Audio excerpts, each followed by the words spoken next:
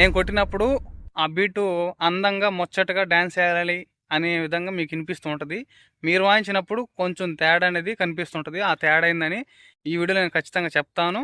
ఆ ట్రిక్ ఏంటంటే జమ్ జమ్ తా కా తా అయిపోయిన వెంటనే ఈ పుల్ల అనేది ఈ యాంగిల్లో చూడండి. ఇప్పుడు ఇటున్నాం మనం, మీరు ఇటు చూస్తున్నారు. ఇటు రావాలన్నమాట. అంటే లాస్ట్ ఎండింగ్ ఇట్లా రావాలి. ఇట్లా వచ్చి